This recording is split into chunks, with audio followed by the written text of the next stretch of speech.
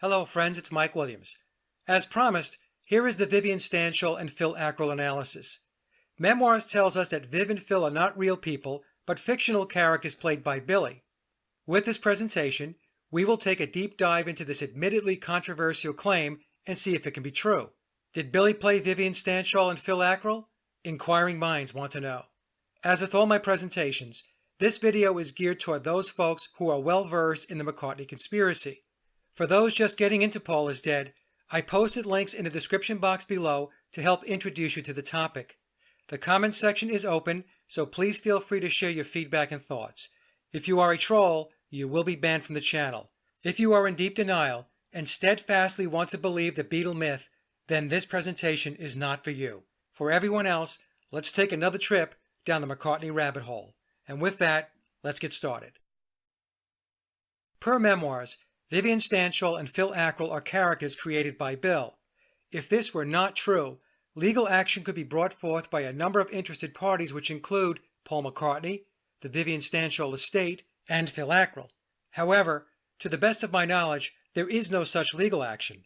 Therefore, it is reasonable to assume the accounts in memoirs regarding Stanshall and Ackrill are truthful, meaning they are not real people and are indeed characters created by Billy. Another clue pointing to Billy being the source of the content contained in memoirs is the book Sleeve, where Billy is shown along with Tom Harriet. If memoirs were not Billy telling us his story, it is highly likely the McCartney enterprise would prohibit use of likeness without permission.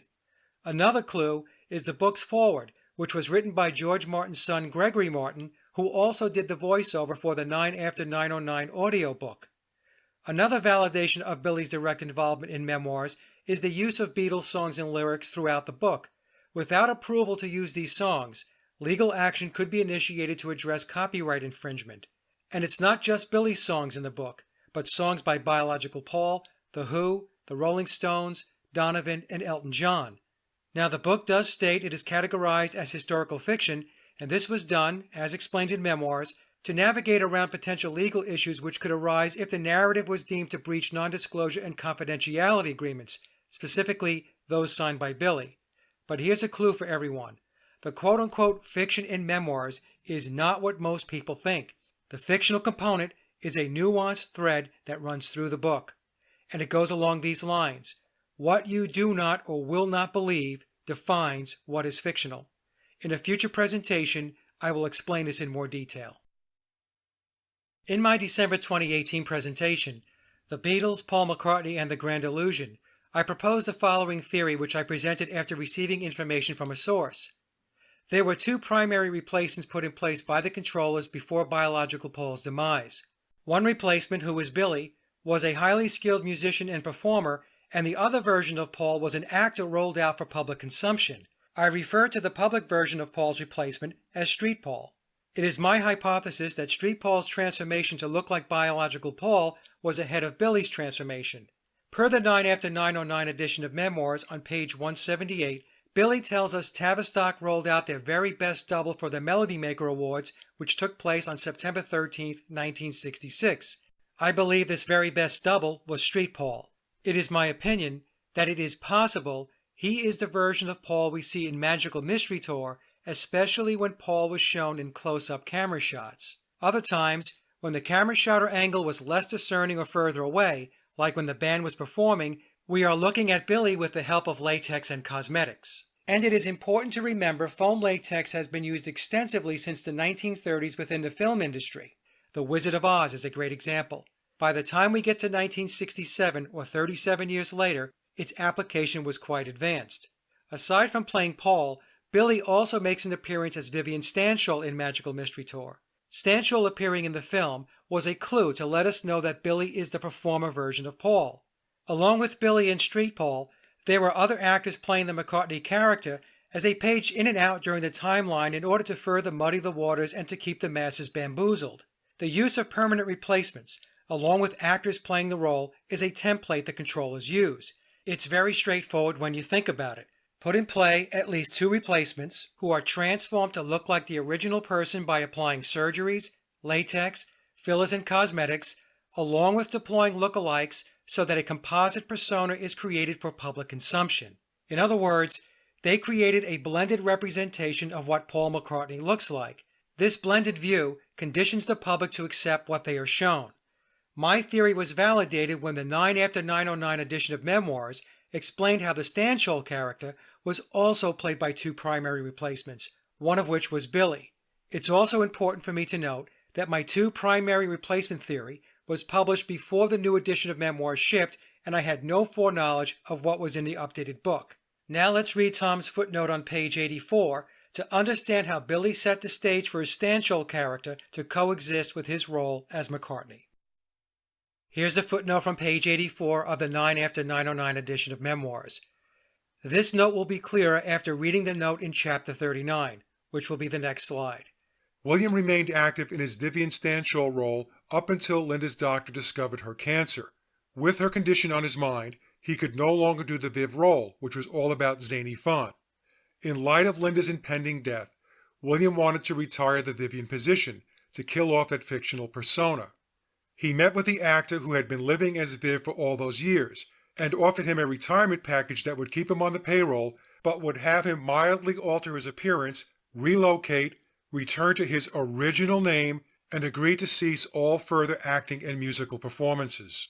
The 51-year-old actor living as Vivian flatly refused William's offered retirement package, saying, "Over my dead body."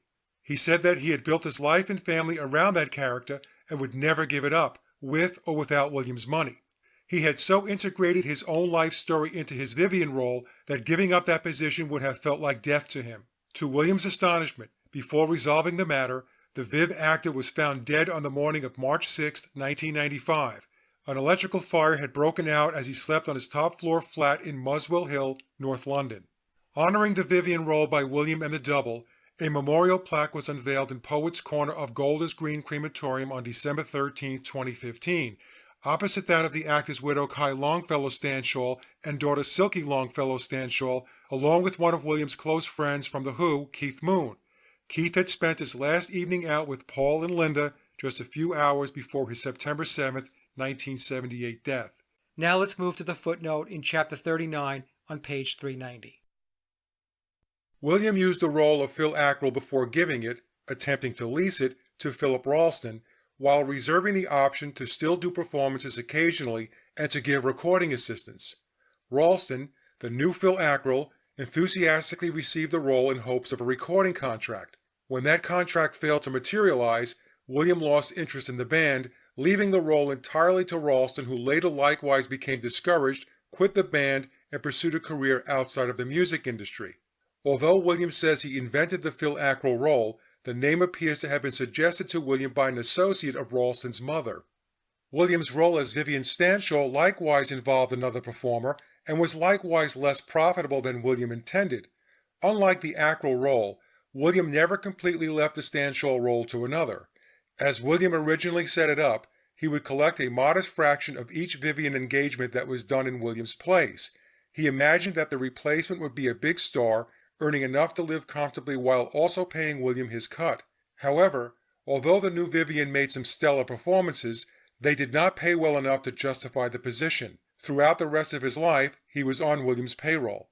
Although keeping that position going was not financially advantageous, it gave William great pleasure in doing the shows that he wanted and in passing the rest onto the man whom he paid to live as Vivian Stanshall. Here is an illustration of how Memoirs tells us the Stanshall piece of the puzzle worked. Billy was the version of Viv who played and performed with the Bonzos.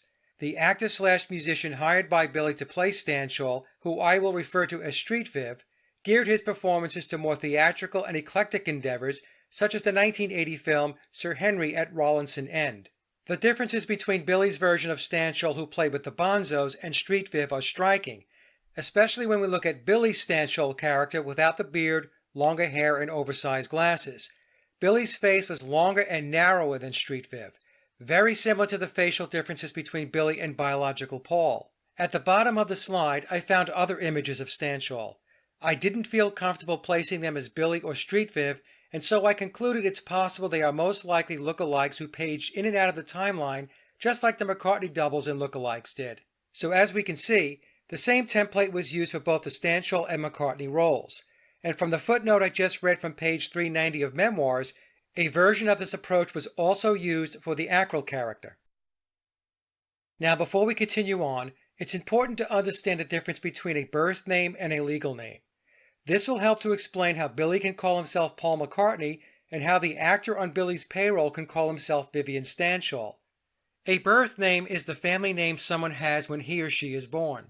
A legal name is a person's name that is usually the name given at birth and recorded on the birth certificate, but, and this is very important, it may be a different name that is used by a person consistently and independently, or that has been declared the person's name by a court. So what this means is your birth name can be your legal name, but a legal name does not have to be your birth name. A legal name can also be the designation chosen by a business entity such as a corporation. This is called a corporate fiction. People change their names all the time for various reasons, and here in the US, changing your name to something other than your birth name is not a difficult process. For those who are interested, I will leave a link in the description box below explaining the process on how to change your name. I believe Street Viv legally changed his name from his birth name to the legal name of Vivian Stanshall. Now let's take a moment to understand how Street Viv is technically Vivian Stanshall. Based on memoirs, Billy hired an actor to assume the persona of Stanshall, who I refer to as Street Viv. It is likely the actor legally changed his name, meaning Vivian Stanshall is not his birth name. Going back to page 84 of memoirs, Tom tells us Billy offered Street Viv a retirement package that would keep him on the payroll, but would have him alter his appearance, relocate, return to his original name, and agree to cease all further acting and musical performances. Street Viv was married to Quay Longfellow. When Street Viv's relatives insist he is not McCartney or Billy, they are correct, he is not. The responses by Street Viv's inner circle are nuanced. Technically, if he changed his legal name to Vivian Stanshall, he is Stanshall and not Billy or McCartney. However, the question to ask is this: is Vivian Stanshall his birth name? Is this the name he was given when he was born? Is this the name on his birth certificate? As is always the case, you have to ask the right questions to get to the truth. Now let's take a moment to summarize what we have covered so far. Per memoirs, Vivian Stanshall is not a real person. Vivian Stanshall is not a birth name. In all likelihood, Street Viv used a legal name. Billy used Stanshall as a stage name. Vivian Stanshall is a character created and developed by Billy. There were at least two versions of Stanshall: Performer Viv with the Bonzos, which was Billy, and Street Viv, who was an actor/musician whose real name is unknown. Street Viv was put in place by Billy, so his McCartney and Stanshall character could coexist. Street Viv was on Billy's payroll. Street Viv was the version of Stanshall married to Quay Longfellow. In 1995, Billy wanted to retire the Stanshall character due to Linda's cancer diagnosis. He approached Street Viv with a retirement offer, but Street Viv refused to relinquish the role. Before resolving the matter, Street Viv subsequently died in a fire in March of 1995. Now, as you're listening to this chronology, the timing of Street Viv's death makes one wonder. If you are like me, it did raise an eyebrow, but I will leave it there and move to the next slide. Let's take a look at the many faces of Vivian Stanshall. Pause the video to take a moment and notice the facial features and differences. Just like the McCartney comparison I have shown in a number of presentations, we can see there is more than one person playing Stanshall. It is my assessment that pictures number 1, 2, 3, 4, 6, and 10 are Billy. In number 10, Billy has donned eye and facial makeup to effeminize his appearance, and images 7, 8, and 9 are Street Viv. In fact, picture number 9 comes from Stanshall's Wikipedia page. The person in image number 5 appears to be a look-alike. Earlier in the presentation, I showed two additional Stanshall characters that are not on this slide. As we have seen with my McCartney comparisons, we can clearly see there are two different people depicted as Stanshall. Feel free to pause the video to examine the slide some more. The next several slides will compare Billy's version of Stanshall and Street Viv. There will be no voiceover for these slides. I will just play the slideshow and give you time to study the images. I will resume the voiceover after these slides are presented.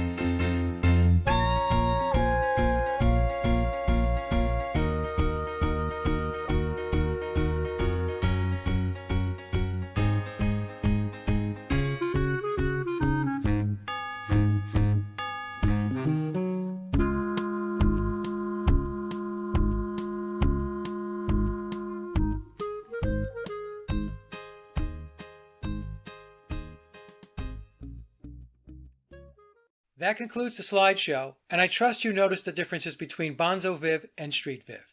In a previous video, I included this slide, which is a drawing John Lennon did. Setting aside the right foot with the cocked big toe, like we see with the version of McCartney on the Abbey Road album cover, we see Lennon sketched a picture of what certainly appears to be Vivian Stanshall. This is very interesting. And notice what's written on the sketch. Why not? I will suggest John was telling us Billy is a version of Vivian, specifically the version of Vivian with the Bonzo Dog Band. Here's an image of the McCartney character I found which has a striking resemblance to the Bonzo version of Stanshall. Notice the shape of the mouth, which is identical, the front teeth, and the shape of the eyes. With this slide, we can compare 3 images of Billy's Stanshall with his McCartney character. This time, note the hair and again the eyes. This is the same person. Please pause the video to take a closer look. This photo, which was sourced from Tom Harriet's website, shows 2 photos which were shot the same week from Magical Mystery Tour. And here's the quote from page 300 of Billy's back. Notice how different my eyebrows look when I sing as Paul from when I sang as Vivian Stanshall. I sing with my eyebrows pushed up for Paul and sing with them pushed firmly down for Vivian. The distinction give each their own look. Now let's take a look at video clips comparing the body movement and form of Billy's Bonzo Viv and Street Viv. The things to look for are overall stage presence, body type, body movement, singing voice, and facial differences.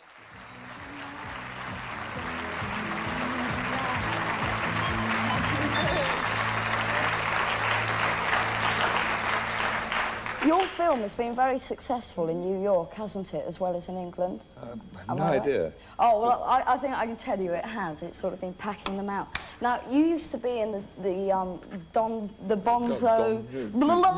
Bonzo Dog Doodah band. Yes. Now, that was a marvellous band. When did that sort of not exist anymore? How long ago? 1970, we knocked that on the head. And that's when you started working in films, was it? Yes. No. No, I spent, no, there were about 10 years in purgatory doing things that had no effect whatsoever. So, I mean, I didn't start working in films until my birthday the year before last, and then the head of Charisma said, make a film, dear boy. The B-side of that single, sports fans, hope it makes you sick. I don't really mean that, honestly, we're very nice chaps, really. In the canyons of your mind, I will wander through your brain to the ventricles of your heart, my dear. I'm in love with you again. Cross the mountains of your chest, I will stick a Union Jack. Pick along me tipper and me daisies, falling down a rubber with a cherry shine, a fine old golden oily rain, me cherry bread and cheese. You won't let up, woman, up geezer, a newly ginger geezer, a geezer with a hoochie rice a box. I really had to wrap it at home to the skeezer. Aren't I ice cream freezer? Ginger geezer sees you around. Beneath a ceiling of blue, we'll spend a heavenly day. Here where the whispering waters play. There's a whippoorwill, he's calling you. By a waterfall, he's dreaming too. There's a magic melody Mother Nature sings to me beside a waterfall with you. Now it's your turn. The differences between Billy and Street Viv are very noticeable to me. The screen captures on this slide are from 2 of the clips I presented. Here are some of the differences I noticed. Their stage presentation is very different. Billy's Vivian has a vaudeville feel to his act. whereas Street Viv is very British, with an almost bohemian look to his performances. Their facial features do not match up. Their stance and posture is very different. Billy is more upright, Street Viv is lankier. Their voices are different. These two people are not the same person. Now let's take a look at some possible occult clues. Here's an image of Billy as Vivian with his Bonzo Dog Band. What struck me with this image was Vivian holding a skull in his hands. Knowing that signs and symbols rule the world and how much Billy likes to drop clues, I thought I would dig a little more and see if I could find the quote-unquote bones part of the equation. Here's an image that comes directly from Stanshall's Wikipedia page. Let's take a look at the caption, which reads, Vivian with his bulldog bones, towpath, Shepperton, England, 1980. For reference, a towpath is a road or trail on the bank of a river, canal, or other inland waterway. Now, what caught my attention are three things. Street Viv had a dog named Bones. Bones was a bulldog. This is a possible clue pointing to the Beatles song Hey Bulldog, where Billy states in memoirs that John wrote the song about Billy. Billy was considered a bulldog because of his drive. Then we see Shepperton, England, and in memoirs, Billy tells us his surname is Shepherd. I guess this can be coincidence, but wait, it gets better. The symbol of the crossed bones creates the letter X, which is pronounced as Quay, or some might pronounce it as Chi or Key. Street Viv's wife is Quay Longfellow. Chi or Ki has the numerical value of 600 in Greek numerals. When we put together Billy's skull and Street Viv's bones, we have skull and bones. The number for skull and bones is 322. 3 times 22 equals 66. When we add the 600 from Chi or the Greek X to the 66 from skull and bones, we get 666. I should also note that the Beatles' first album, Please Please Me, was released on March 22nd, 1963. March 22nd is written as 3/22 or 322. Now let's take a look at a brief video from a Street Viv film. In this clip, the other actor in the scene with Viv is very difficult to understand, but I was able to discern and caption Street Viv's dialogue. I found the conversation very interesting. Let's take a listen. Do you like riddles? Conograms, anagrams, acronyms, teasers, they all are. I'm easy to bend, I begin where I end. I'm soft and I'm pink and I'm shy. I'm legless and armless and hairless and harmless. I'll give you 3 guesses. Who am I? They search for the self, the psyche, the soul, the head and alter ego. God loves sheep, and nudis, verdis, per obscurum, obscurius. The answer is a word. I have 2 guesses left. I keep them by me. There are some things I like things. Horace. He donated his head to the family. Oh. It certainly appears the occult, especially the Egyptian mysteries, permeate the narrative within the McCartney circle of family and friends. In all likelihood, Street Viv is a Freemason himself, otherwise it would be unlikely Billy would have contracted with him to play the role of Stanshall. So in the clip we have Vivian saying Horace donated his head for the family. I would suggest this is eerily linked to Paul being decapitated in a car crash where he lost his head. We have clues in songs like A Day in the Life and Don't Pass Me By, where the lyrics say he blew his mind out in a car and you were in a car crash and you lost your hair. As I have discussed in other presentations, Paul's raised eyebrow is symbolic of the Eye of Horus or the all-seeing eye. Then we factor in Aleister Crowley's Aeon of Horus, which Thelemites or Crowley acolytes, which includes the Illuminati, believe will foster in an age of self-realization and actualization, where there is a growth in the collective consciousness and love. Crowley also taught that to bring about the new age, the old must be destroyed, and we can see the chaos and dysfunction all around us today. It certainly appears we are in the midst of this alchemical process of change that the Luciferian controllers subscribe to. And to be clear, I am not advocating or espousing this doctrine, but simply offering my perspective on this philosophy. So the final point is this: the esoteric messages are hidden everywhere, even within the work of Street Viv. Now the next set of slides are from my December 2018 presentation, The Beatles, Paul McCartney, and the Grand Illusion. I included them because the Stanshall and Ackrill content is pertinent to this presentation. The content from the next two slides came from a professional artist who specializes in the human form. Let's hear what they had to say. It's obvious Vivian is not a real person. The giveaway are the hands, shoulders, and overall body language. McCartney and Stanshall are the same person. Vivian and Billy have the same affected comical body language, head, hand, shoulder, and hip movements, as well as the same structure and rhythm of figure seen in the stance of the legs, hips, and shoulders. By studying the hands through various photographs, the fingernails are quite recognizable. The ring finger on the left hand is very discernible, so too are the fingertips, which are flattened and have a distinctive shape. They also have the same odd hollow on the cheeks. The other major giveaway is the right eye. They have obviously constructed the eyebrow ridge to try to mimic Paul McCartney. The real McCartney looked more beat up. He was more sturdy, tough, manly in his body movements. His facial features looked stressed, including his ears and cheeks. I am from Liverpool myself, and it may sound odd, but working-class Scousers have a certain mannerism and look. Vivian did not have it at all, and was actually quite effeminate.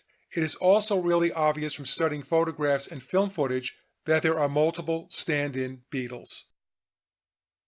Now let's take a look at some photo comparisons of Billy's version of Vivian. One mistake made by many looking into the McCartney conspiracy is overlooking the physical change in Stanshall himself. Vivian went from having a Scottish ruggedness to a more effeminate look. These dramatic changes in appearance evolved over a short period of time, not decades. So here we see two photos of Stanshall with the Bonzo Dog Band. Take a close look at the call-out images to the lower right of each picture. The photo on the left is what Bill looked like before surgery. The photo on the right is Bill after surgery, with makeup thrown in for good measure. If we set aside preconceived notions and maintain an objective mind, it should be obvious something very significant took place to alter Stanshall's appearance, and that something is surgery. So as we can see, in just a couple of years, Vivian Stanshall's transformation was not subtle. It was a drastic and permanent change in appearance, one that he would carry forward from this point on. On this slide, we have the revamped Stanshall in the center with an image of him playing McCartney on the left from the 1967 time period. To the far right is both images overlaid, and we can see it is an exact match. Notice the flare of the nostrils, the mouth and lip structure, and even the mustache. Along with the transformational progress from surgery, Bill is also donning a wig and using latex to round out the McCartney look. So between the surgery, latex, and cosmetics, his McCartney character comes to life. With this sequence of images, we can see how the facial features match up, starting with an older version of Bill on the left and moving across to the right to the older version of Stanshall. As the older-looking Stanshall, Bill relied on the use of latex to alter the nose, cheeks, and hairline, with the overall shape of the head remaining the same. This is no different than the makeup used to develop characters in movies and theater productions. From Wikipedia. Foam latex is a lightweight, soft form of latex which is used in masks and facial prosthetics to change a person's outward appearance. The Wizard of Oz was one of the first films to make extensive use of foam latex prosthetics in the 1930s. Since then, it has been a staple of film, television, and stage productions, as well as finding use in a number of other fields. Its original formulation began in 1936 and was the work of makeup artist Charles Gamora. Another question from some folks looking into the McCartney conspiracy is, who is the guy with the beaked nose? Well, the guy with the beaked nose is the same guy playing with the Bonzos. It's Billy. Here I have a screen capture showing the profile of Billy as Stanshall from a BBC program, and there's the nose. Once the surgeries were underway, there was work done to his nose to reduce the flare at the base by the nostrils, which was more prominent before surgery. So I think we can call this case closed. The beaked nose mystery has been solved. Here's another comparison of Bill as Stanshall and as McCartney. Take a moment and notice the similarities in the facial profile by following the arrows. In fact, pause the video if you would like to take the time to study the pictures. We have the same slope to the forehead, the same curve at the top of the nose between the eyes, the same profile of the overall shape of the nose, and the same chin and jawline. Even though these pictures are 50 years apart, A discerning eye can see this is the same person in both pictures. Here's another photo comparison of Bill. The picture on the left is obviously before surgery.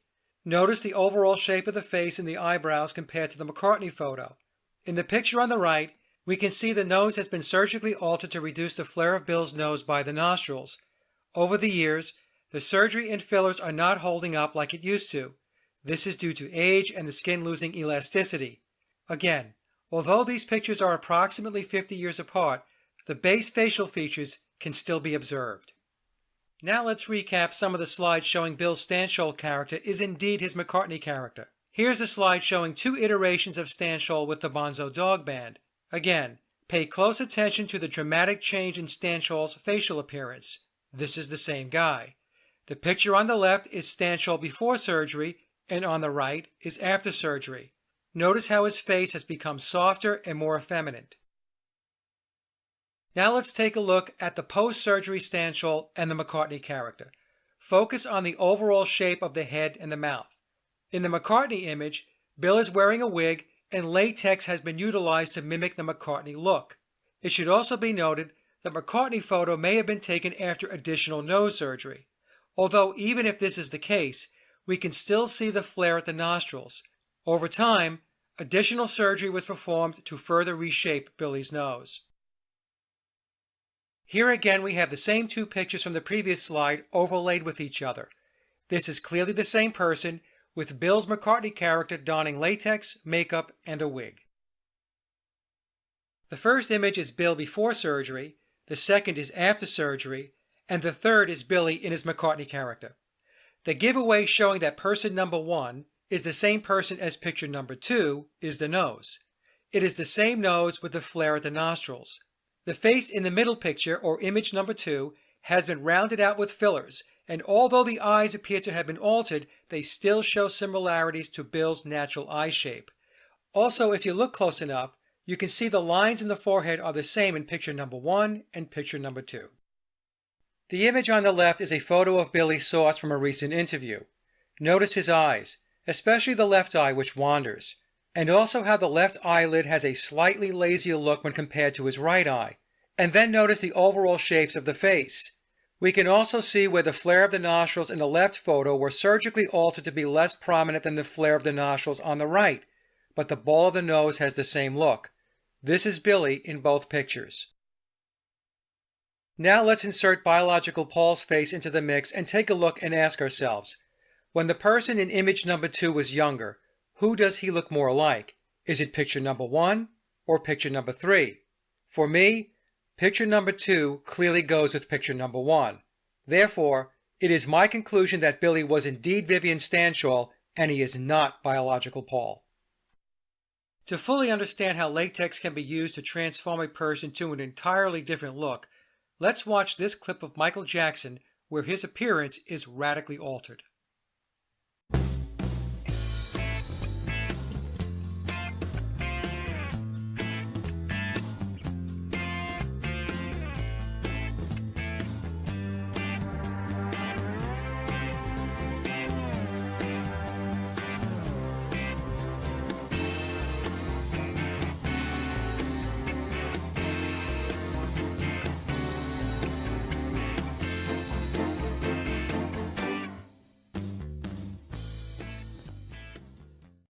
In Memoirs, Billy tells us his son James looks very much like he did before all the surgeries.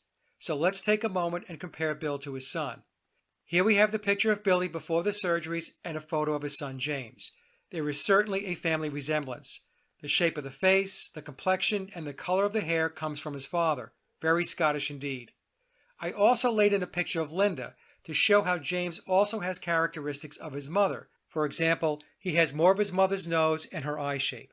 Now let's move to the next slide and take a look at a young Billy without the mustache and compare him to his son. Here we have rare images of Billy without any facial hair. I converted the pictures of James to grayscale in order to normalize the comparison. It should be very obvious to anyone who's being objective that James has an uncanny resemblance to Bill. This is certainly strong evidence that James McCartney is the son of William Shepard and not the offspring of Bio Paul. In my opinion, This is possibly as close as we will get to a smoking gun proving that Billy is not James Paul McCartney. And to be fair, Bill tells us so by suggesting in memoirs that we make this comparison to help understand he is not Paul. The differences between Billy and biological Paul have become more obvious with the passing of time. In fact, I'm not even sure Bill is concerned with keeping up with the masquerade anymore. It's been a long run of over 50 years, and maintaining the facade has run its course, and most likely one of the main reasons Billy has decided to disclose. Now, before we finish up the Stanshall segment, let's take a look at a clue Billy gave us about his Vivian connection on Sgt. Pepper. To further show Bill was Stanshall, we could take a look at the Sgt. Pepper album cover. Sgt. Pepper was loaded up with Masonic clues from the geometry of where people are standing and looking with their eyes. But there is one clue in plain sight that few Paul is Dead researchers have noticed, and that is the instruments each Beatle is holding in their hands. All of these instruments are played by Billy. He is a wind instrument player by trade. We have John holding the French horn, Ringo the trumpet, George the piccolo, and Bill holding his English horn. If we go back to many of the old Stanshall videos, we will see Vivian playing all of these instruments. And then we have the Beatles introducing us to the one and only Billy Shears, where Shears is a play on the name Shepherd, as well as telling us Billy's here. And let's not forget Billy Pepper from the early 1960s band Billy Pepper and the Pepper Pots. And now let's switch gears and discuss Bill's other character, Phil Ackrill. Connecting the Phil Ackrill piece of the puzzle back to Billy is admittedly more of a challenge. This is due to several reasons. First, pictures of Ackrill are sparse. It appears that after 1963, he disappears. For example, when I did a Google search on Phil Ackrill in the 1970s, I found nothing but images comparing early 1960s headshots to McCartney. The images I did find are in the 1960 through 63 time frame. It almost seems like he was scrubbed from the internet and dumped into the memory hole. Many of the images are small in size and the image quality is not great. This means when you attempt to zoom in, the images distort and become heavily pixelized, making it difficult to do comparisons. The other issue is, Phil was Billy before surgeries.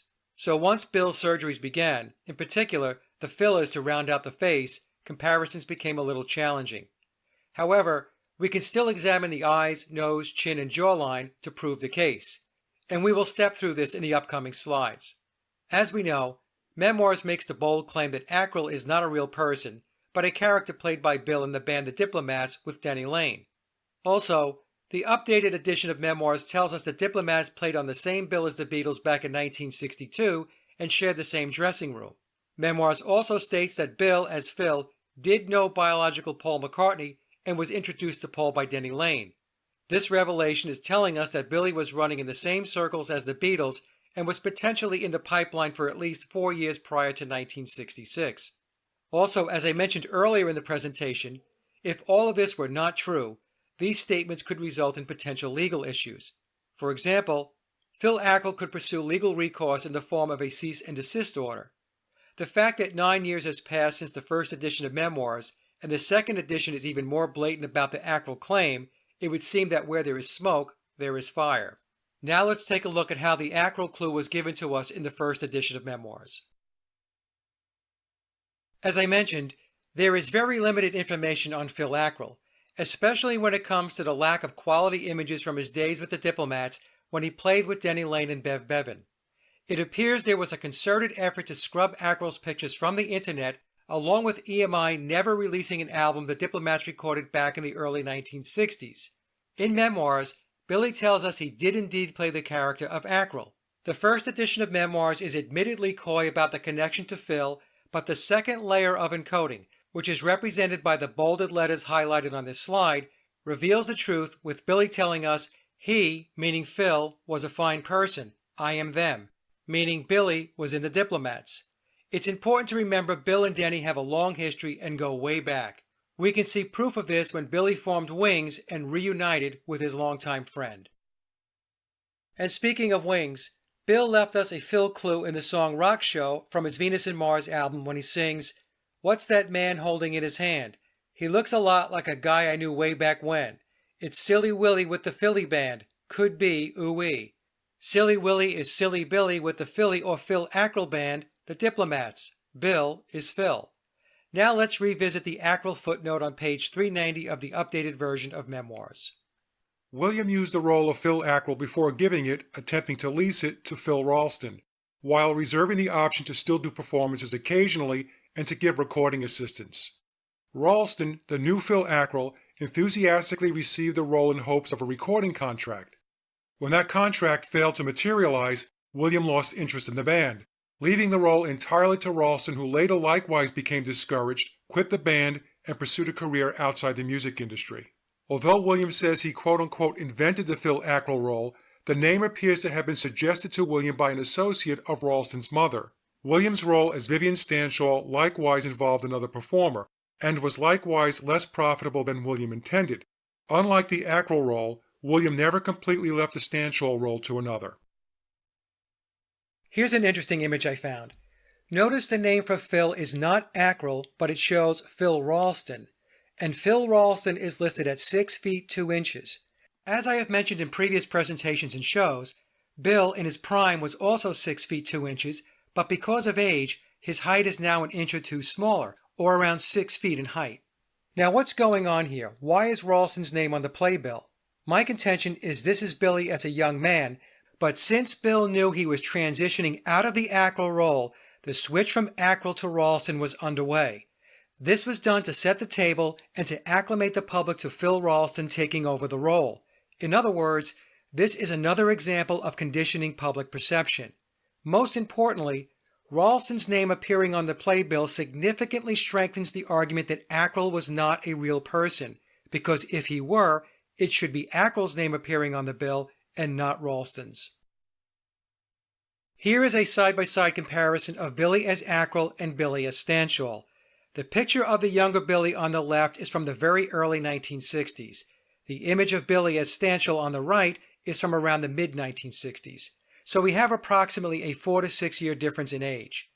The wider face on the older Billy is the result of the fillers he was receiving to round out his face. However, even with the wider face, notice the shape of the eyes, the nose, and the elongated chin. In an upcoming slide, we will look at another comparison and we will see this is the same person. Periodically, I get sent this video as proof that Phil Ackrill is a real person. This quote-unquote proof consists of a caption with the name Phil Ackrill appearing in the clip and then the lead singer introducing this person as Ackrill.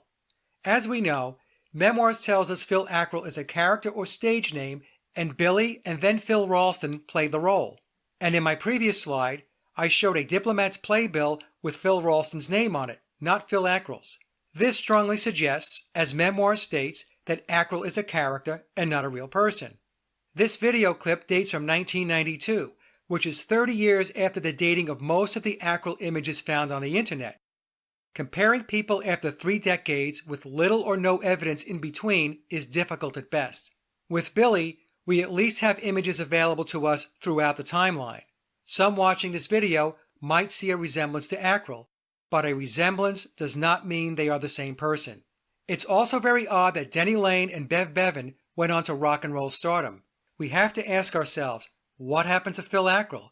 Did fame and fortune elude him, or did he secure the grand prize of playing Paul McCartney?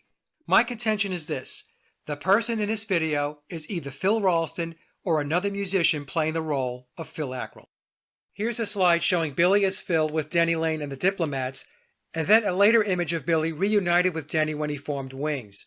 By the way, Denny's real name is Brian Hines. Denny Laine is a stage name. With these images, we can see the length of the eyebrow is the same between Ackrill and McCartney. The nose has the same overall shape. The difference in the flare at the base of the nose is the result of surgery, and the long chin and jawline is also apparent. The picture on the left is Phil Ackrill from the early 1960s, and the picture to the right is Stanshall circa 1966 or so.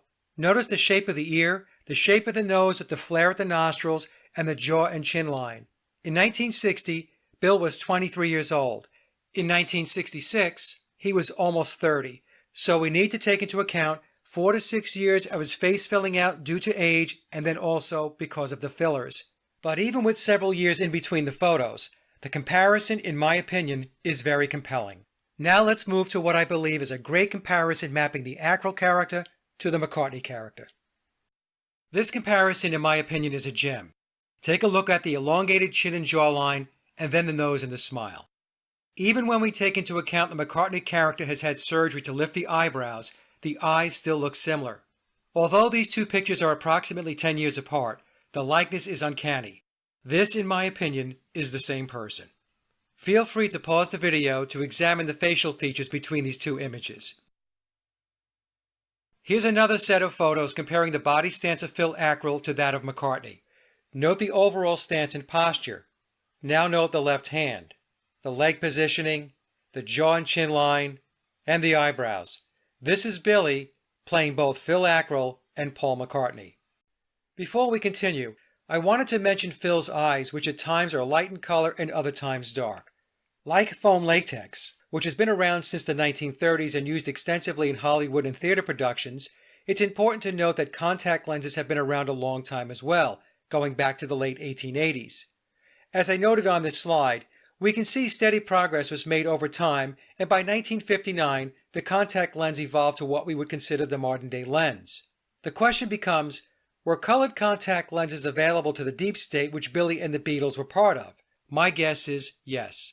For those of us who are involved in conspiracy and alternative research, we know that by the time technology rolls around to the general public, it has been in the hands of the controllers for years or decades before it gets rolled out to the masses. And so I believe it's very possible this could explain Ackrill and his different eye colors. I also found a picture of Phil Ackrill with dark hair. I included this image because it shows how the band, and Ackrill in particular, would change things up with cosmetics. And this is certainly something entertainers do, and have done, for a very long time. Before we get to the summary, I wanted to run this clip from the movie Yesterday, where many Paul is Dead clues were hidden in plain sight. I will leave the links to two videos I did where I discussed the clues I noted in the film. There was one scene in the movie which dropped a Vivian Stanshall clue. The Stanshall character was also known by the alias Ginger Geezer. Therefore, Ginger Geezer and Vivian Stanshall are one and the same. In the movie, Ed Sheeran drops the Ginger Geezer clue in the kitchen scene while talking with the Jack Mallet character. Let's take a listen. Hi, Hello. I'm Ed. Is Jack there? Oh, right, I'll see for yourself. Just wait there a minute. Jack! It's for you. Who's it? His name's Ed. He's got a nice friendly face. Hi. Hi. Can I come in?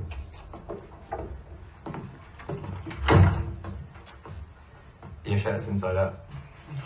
Christ. We should... Ouch. So, look, I'm sorry to barge in like this. No, our major pop stars always dropping round, you know. Lady Gaga won't leave us alone. You're funny. Oh, funny little kid at least. Yeah, so anyway, I live locally and I saw your song on TV and it was really good.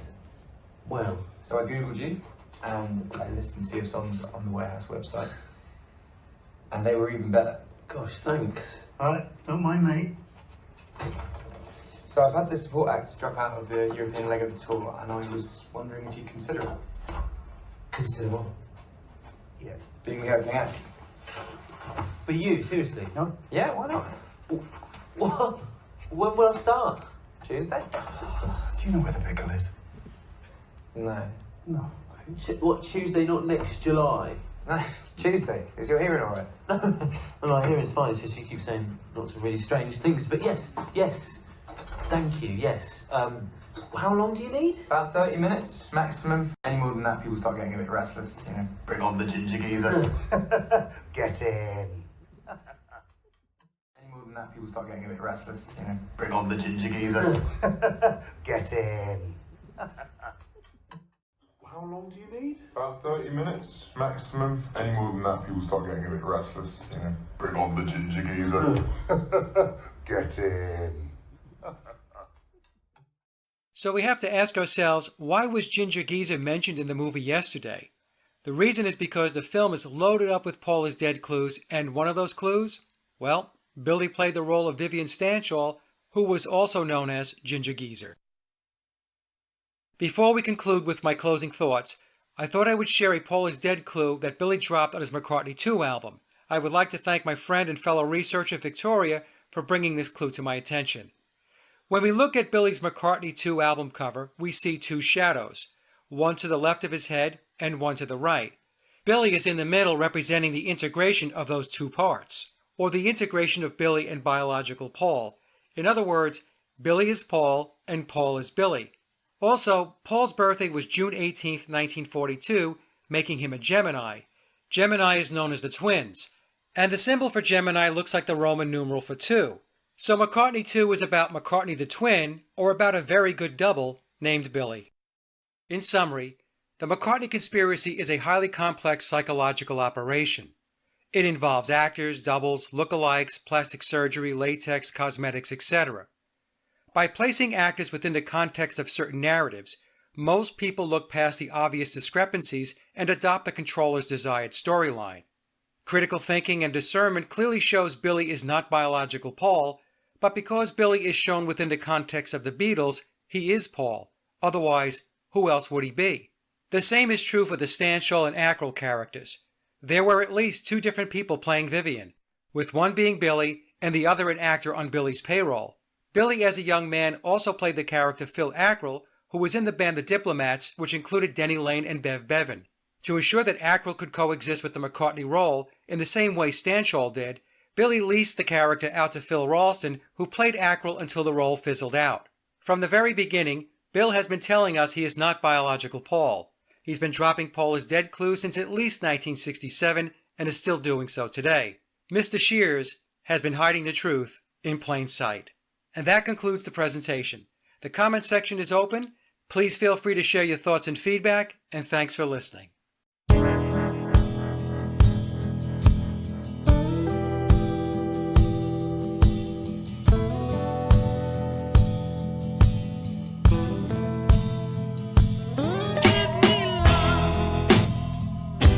Shine your light, help me see, it'll be alright. Take me by the hand.